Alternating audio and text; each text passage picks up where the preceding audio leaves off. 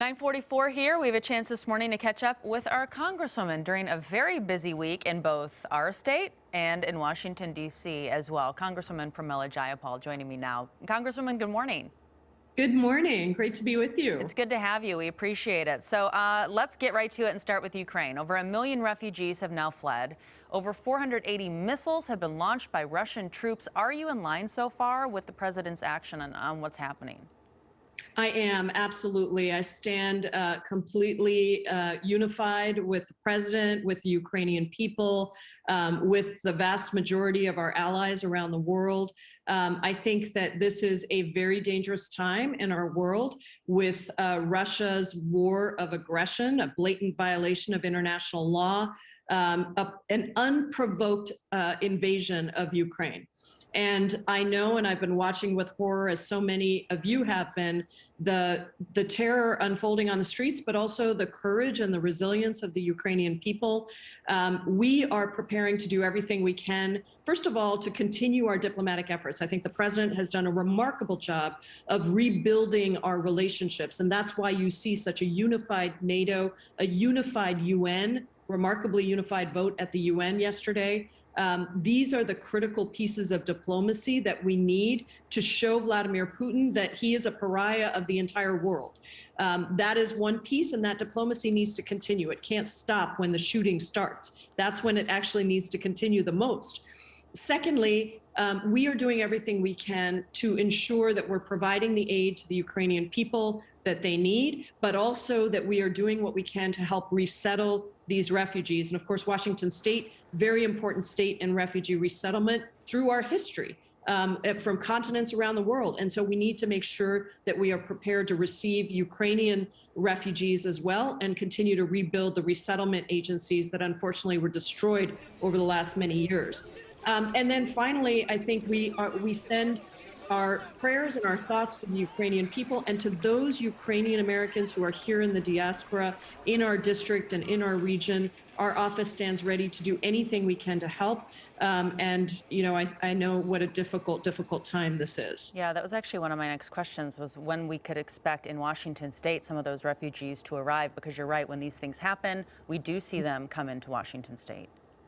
We do, and it's unclear about the timing. You know, the refugee process is challenging. There are some things we can do right now to make sure that Ukrainians who are here in the United States are given temporary protected status, are allowed special student visas in order to stay so that they're not sent back and they don't end up without a country to live in. So that is one thing we can do immediately here. But in terms of resettlement, as you probably know, that is a little bit of a lengthier process because most of that coordination happens outside of the United States. And then the United States decides to accept a certain number of refugees. We can try to speed that up, and we should, as much as we can. But obviously, with 1 million people already fleeing Ukraine, this is going to be a massive worldwide effort, particularly for the wealthier countries, to be able to take as many people as they can. This is an enormous number of people, and just in a very short number of days. It's only going to continue, unfortunately. You know, I mean, we could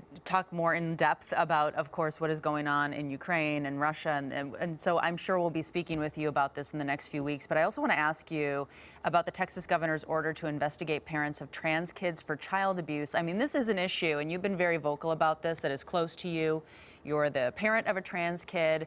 You've said you are going to work with the administration to stop transphobic attacks in Texas.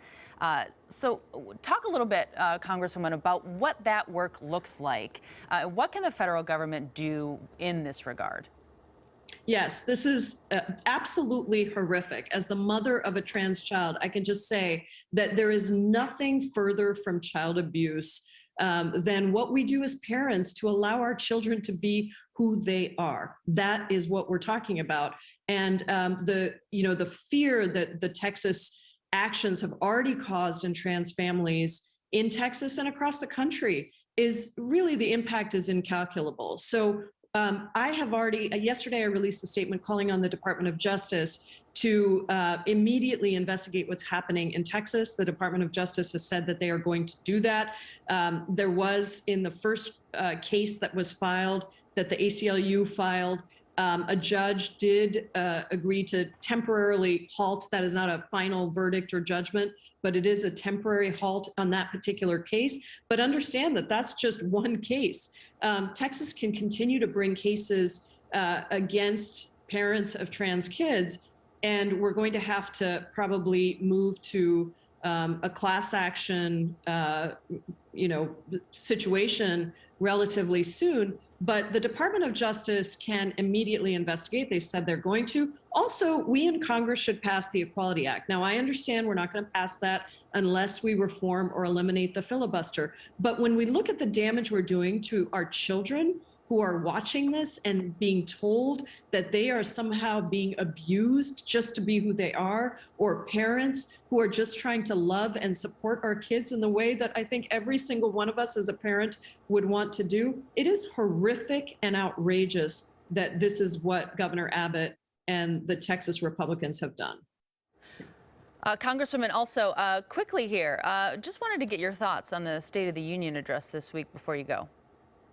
I think President Biden was on fire. He spoke with the strength of working people. He spoke to working people, populist, progressive ideas about how we lower costs for American families, take care of childcare, bring down the cost of prescription drugs, take on pandemic profiteering by these big companies who are actually using this moment to raise prices on essential goods and services that people need. I think those were all incredibly important, and I think that this is a president who, in just a year with the Democratic Congress, has managed to cut hunger by 32%, bring down child poverty by 50%, create 6.4 million new jobs. This is a remarkable effort. Vaccinate 70% of American adults in America for COVID. I mean, this is a remarkable effort in the most challenging of times, and I think the president struck exactly the right tone for State of the Union. All right, Congresswoman Pramila Jayapal, thanks for your time. Appreciate it. I know we got you on here at a moment's notice,